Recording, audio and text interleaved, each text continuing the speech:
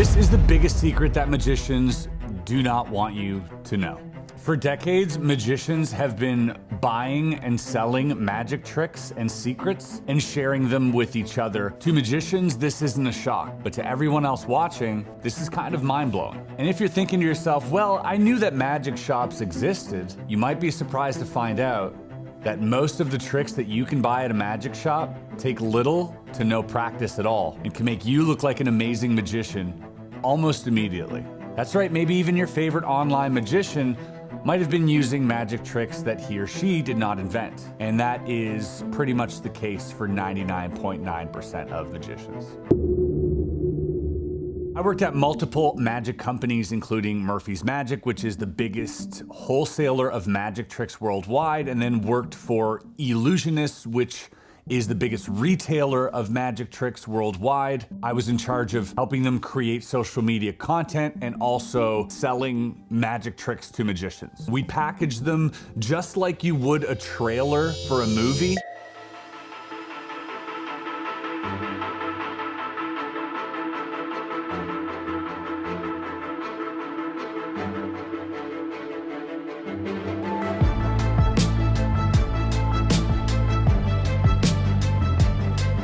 It's over here. I feel it's over here. And just like a trailer in a movie, we couldn't give away the entire secret of the movie, but we'd have to sell you just enough to where you'd want to buy it. So we'd kind of figure out secret ways of getting you to buy these tricks through the videos that we put out online. Once that happened, the magician would buy the trick would show up to their doorstep, or it would simply be a downloadable piece of content. But let's say in this case, they would open the package and they would see the trick, and a lot of times their reaction was like, oh, that's it? Honestly, methods to magic tricks usually aren't as impressive as the trick itself. The magician would then take the trick out of the box, scan the QR code or go to the link provided. He would watch a 20 to 40 minute tutorial, play with the gimmick, maybe practice 2 or 3 times, and then go out and perform this trick, and for the most part, use the exact wordage and pattern that was taught to him verbatim on his spectators. Not without making it their own, they would just go out and perform it. I am guilty of the same. But this is normal for the magic industry. This isn't a secret. There are trick decks that you can buy for $30 at the magic shop and make you look like an amazing performer, and you could probably even make it to AGT and beyond using only store-bought tricks. Now, this isn't a slight on anyone doing AGT or any of that. I'm just stating facts. You might be asking yourself, why are you making this video? Why are you calling out magicians? Why are you telling people how magicians acquire their secrets? Because I think it's important for the art form, first of all. I think it's very, very important. But secondly, I'm just so sick of seeing repackaged, repurposed magic, and I think a lot of magicians feel the same way. It isn't the magician's fault when the audience has never seen a magic trick. Therefore, whatever impossible action I perform will be the most amazing magic trick they've ever seen by default. But as a consequence, by default, that performer will believe that he or she is the best performer in the world. And that just isn't the case. And I think it behaves as a crutch, and it prevents magicians from growing. And let me explain what I mean by that. If little Jimmy was learning card tricks and little magic things in his room as a child to help him sort of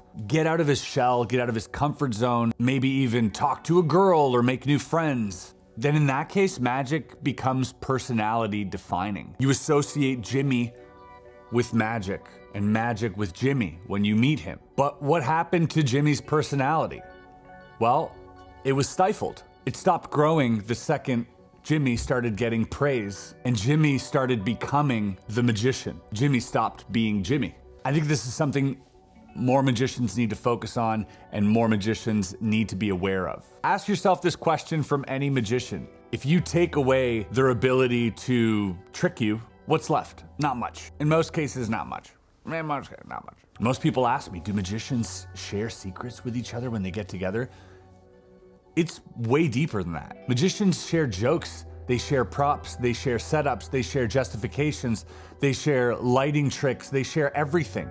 There's no secret between magicians, none. They share everything. And when I say share, I literally mean they do each other's tricks. That's not a secret between magicians. If you're a magician watching this, you're like, duh. But if you've ever wondered about magicians, that's the way it really is. Most magicians aren't doing their own material. Now, sure, the most successful ones that you can think of are, and there's a reason for that, but 90% of all magicians are just doing other people's stuff. And I never really had a problem with it until I started doing comedy and realizing how valuable an original piece of comedy was. And although other comics help each other create jokes, they'll never take a joke. I'm not saying this to ruin anyone's fun or magic or career. The point for me was that I want magicians to start thinking about this. I want Jimmy to be able to grow his personality. I want him to be able to hold court without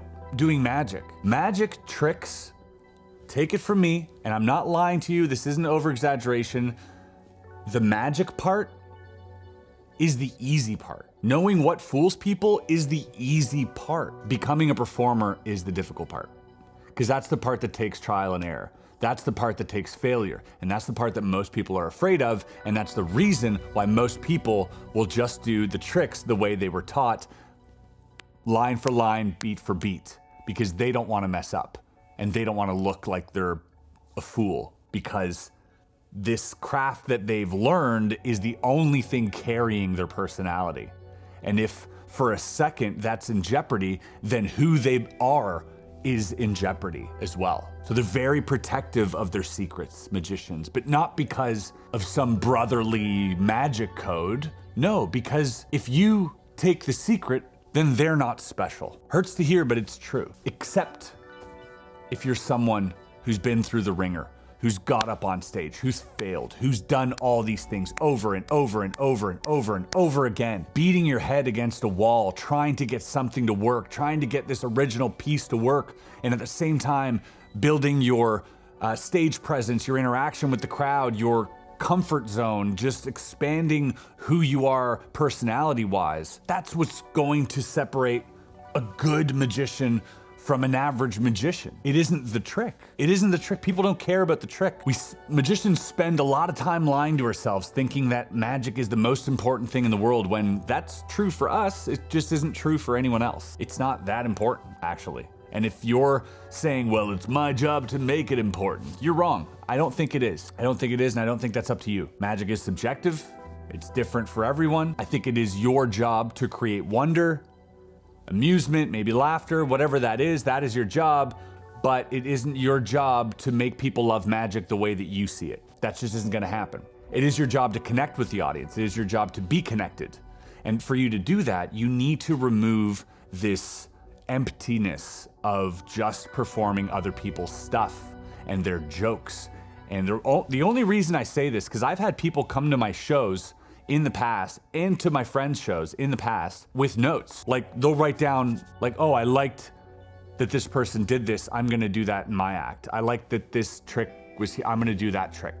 Oh, this is a cool trick, I like that version better, I'm gonna do that version. And they think as long as they don't film it and put it online, it's okay. It's very bizarre. It's very bizarre. By the way, this is like my therapy, so you're just with me on this. Magicians do sell magic tricks to each other, they buy them, they do them, and people still get impressed, obviously, because magic, I think, is still in a baby phase. I think we're still doing knock-knock jokes, and the audience hasn't heard a knock-knock joke yet, so they're still laughing, and that's okay, but I think we're gonna quickly progress past that, and I think it's these conversations that we need to have in order for us to get there. I think we do need to practice being ourselves and letting the magic we create be a reflection of who we are, not an empty, meaningless impossibility. I don't think if something's impossible, it's meaningful. You're delusional if you think that. And I don't think just because you take the Ace of Hearts and have a story about your own heartbreak that it makes it art. I don't think that either. I think really to find out who you are as a performer and how to connect with people, I think you just have to get out there, connect with people, fail, try, put yourself on the line, be vulnerable. But you can't do that if you're hiding behind a crutch. You can't do that if you're hiding behind something that's prepackaged for you not to fail. By the way, I'm not angry. This is just personal feelings that I've had and thoughts that I've accrued through the last several months as I've been performing more on stage, as I've been seeing more performers in different art forms and just making the comparison. I do think that we need to hold ourselves accountable to these higher standards. and stop being so complacent when it comes to magic, because by being complacent, that's how magic will die. It won't be because people are discovering your secrets. It'll be because you stopped growing, because you got comfortable. And people will catch up, and they're on to you. So be better, take risks. Maybe in 2024, maybe this is the year where you just put yourself out there more. And from that will come original magic that no one else can perform because it'll sound like you. That's all I gotta say. Guys, I might drop another video before the end of the year. In case I don't, thanks for everything. This year was a rough one for me. Some ups and downs, but we got through it. We're getting through it. And I'm really excited about 2024. Obviously a lot of projects, but for me, I think my main resolution would be exactly what I said in this video, is to put myself out there more and start taking more risks. As someone who had no success at first, taking a risk was easy because you had nothing to lose. And as the more success that I gained, the greater the consequences were to the risks that I would take.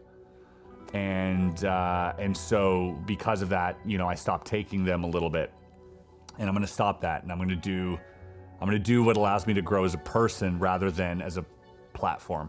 And I hope you guys have some awesome resolutions. Hit me up in the comments below. Let me know your thoughts about this video. If you agree or if you disagree, I'd still love to hear them. Obviously, this is something that I think about, but it isn't concrete. It is something ever evolving. I make these videos as kind of a journal to document where I am in my life with these. So yeah, anyways, have a great fucking new year, and we'll see you then.